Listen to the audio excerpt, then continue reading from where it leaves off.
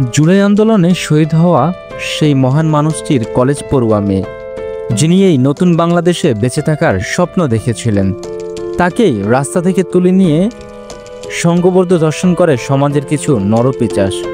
সেদিন মেয়েটি তার বাবার কবর জিয়ারত শেষে নানার বাড়ির পথে রওনা দিয়েছিল, কিন্তু নলদোয়ানি এলাকার তার পিছনে দুই হায়না সাকিব ও সিফাত। তারা মেয়েটির মুখ চেপে ধরে জোর করে টেনে নেয় পাশের বাগানে। সেখানে ঘটে অকল্পনীয় লাঞ্ছনা, তার সর্বস্ব কেড়ে নেয় নরপশুরা। তাদের পাশবিক নির্যাতন থেমে থাকেনি সেখানেই, তারা ঘটনার ছবি তুলে ভয় দেখায়, সামাজিক যোগাযোগ মাধ্যমে ছড়িয়ে দেওয়ার হুমকিও দেয়।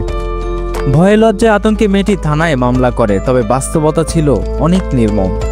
একজন অপরাধী গ্রেফতার হলেও বাকিরা ছিল ধরাছোঁয়ার বাহিরে। সুষ্ঠু বিচার বা দ্রুত পদক্ষেপের বদলে মেয়েটি দেখতে পায় অবিচার, অবহেলা আর প্রতিটি পদক্ষেপে সমাজের নিষ্ঠুরতা।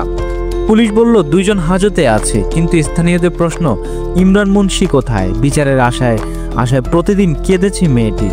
দেখেছে ধর্ষকদের জামিনের গুজব, দেখেছে প্রশাসনের নীরবতা। একটি শহীদের সন্তান যে বাবার স্বপ্নে বাংলাদেশের বাঁচতে চেয়েছিল, আর সেই বাংলাদেশ তাকে শ্বাসরুদ্ধ করে মেরে ফেলেছে। ভাগ্যের কি নির্মম পরিহাস! আদৌ কি এটি আত্মহত্যা, নাকি এই মৃত্যু আমাদের সমাজের, রাষ্ট্রের হাতে ঘটে যাওয়া আরেকটি নৃশংস হত্যা? 26 এপ্রিল রাত 9:30টার দিকে মেয়েটি গলায় ফাঁস দেয়। হতাশা আর লজ্জায় বিষ আর আত্মাকে গ্রাস করে নেয়।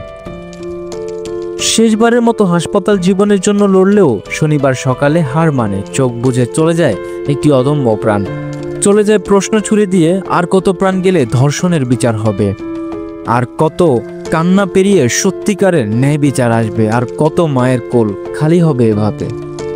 আজ আমরা নিশ্চুপই থাকব, নাকি এই আত্মহতির সামনে দাঁড়িয়ে প্রতিজ্ঞা করব আরেকটি প্রাণও যেন হারাতে না হয় বিচারহীনতার বিষে? এই মৃত্যু আমাদের সবার ব্যর্থতা, এই মৃত্যু আমাদের গালে অমোচনীয় এক কলঙ্ক। এখনো সময় আছে, রাষ্ট্র যদি চায় প্রকৃত তদন্ত হোক, প্রকৃত ন্যায় বিচার নিশ্চিত হোক, এই শহীদের মেয়ের আত্মা যেন শান্তি পায়।